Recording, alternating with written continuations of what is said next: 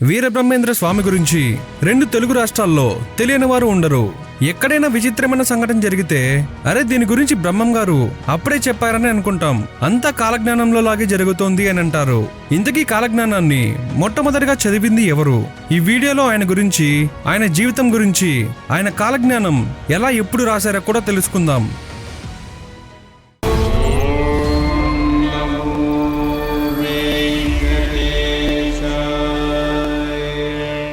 బ్రహ్మం గారి పుట్టుక గురించి చాలా కథలు ఉన్నాయి.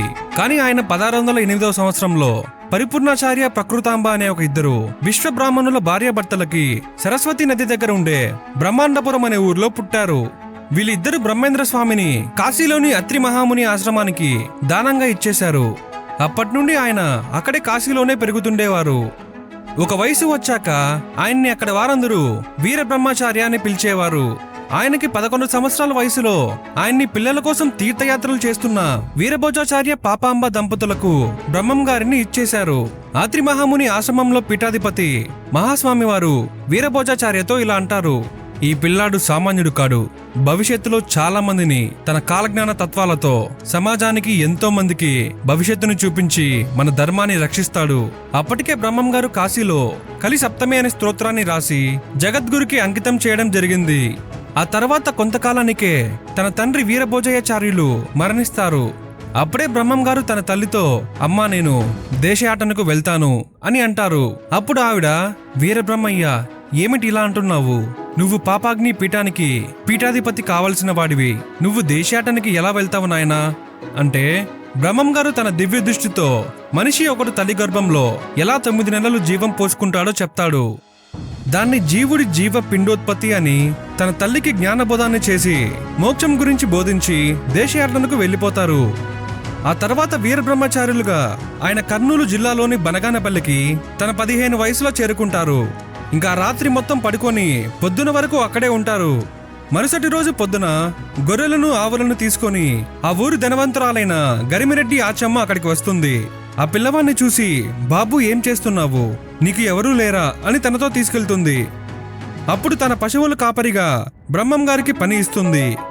ఆయన ప్రతిరోజు గొర్రెలు పశువులని కాయడానికి వెళ్లడం, అక్కడ తన శక్తితో ఒక గీత పశువుల చుట్టూ గీసి తన చేతిలోని కర్రను కాపలాగా పెట్టి వెళ్లి కాలజ్ఞానం రాసేవారు. దాంతో ఒకరోజు ఆచమ్మ గారికి అనుమానం వచ్చి ఇతను పశువులను వదిలి ఎక్కడికి వెళ్తున్నాడు అని తన వెంటే వెళ్ళింది ఆచమ్మ. దాంతో ఆయన ఒక కొండ గుహలోకి వెళ్లి కాలజ్ఞానాన్ని రాయడం చూసి ఆశ్చర్యపోయింది. మొట్టమొదటిగా కాలజ్ఞానాన్ని చదివిన వ్యక్తే ఆచమ్మ.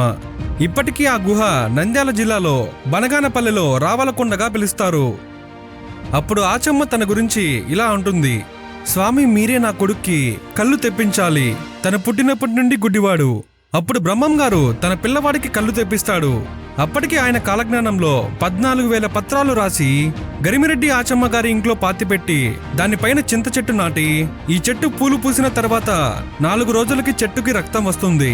దాంతో నేను మళ్ళీ ఫాల్గుణ శుద్ధ ఏకాదశి రోజు కలియుగాంతంలో వీరభోగ వసంతరాయలుగా భూమిపైకి వస్తానని చెప్పి ఆచమ్మ గారు ఆయనకు తయారు చేసిన నేలమట్టంలో ధ్యానం చేస్తూ ఉంటారు.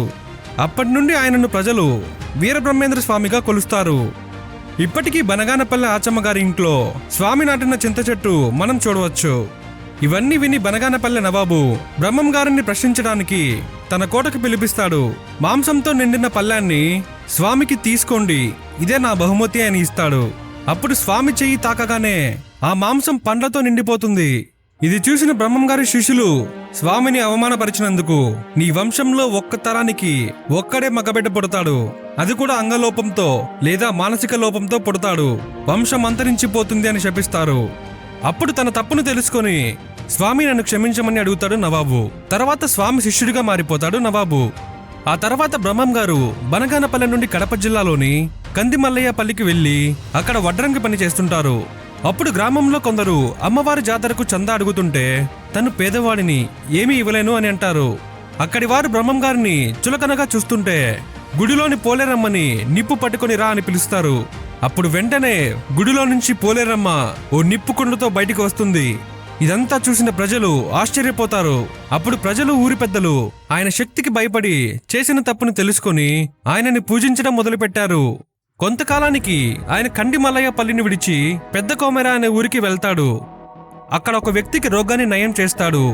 దాంతో అక్కడి ప్రజలు, ఇదంతా నీ మాయ, నువ్వు చచ్చిపోయిన శవాన్ని బతికించగలవా అని అడుగుతారు. దాంతో ఆయన ప్రాణం లేని మనిషిని తన చేత్తో బతికిస్తాడు. ఆ తర్వాత అక్కడే ఊరి పెద్ద అయిన శివకోటయ్య కూతుర్ని పెళ్లి చేసుకుని ప్రజలకు జ్ఞానబోధాన్ని చేస్తూ ఉంటారు. వారిద్దరికీ 5 మంది సంతానం. వారిలో ఒక ఆడపిల్ల, మిగతా 4 మగపిల్లలు.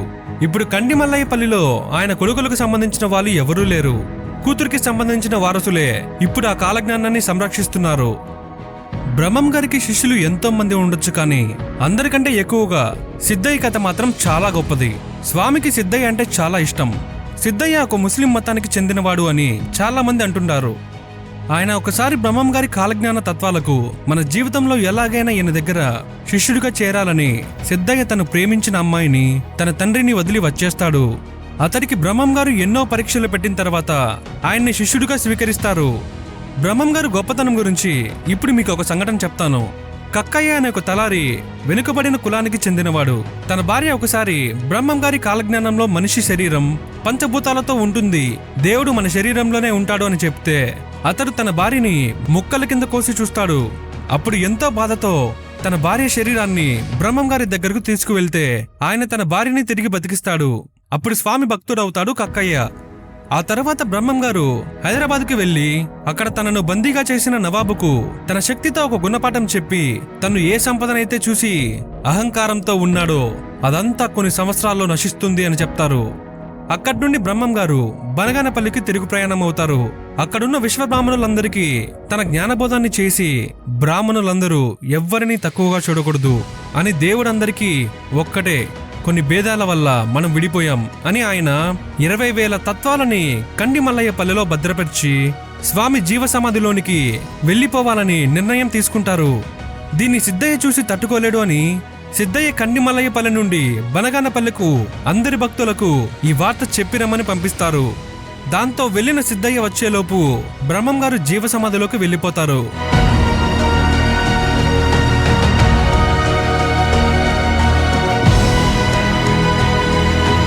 ఆయన భార్య అది చూసి తట్టుకోలేక చనిపోతుంది.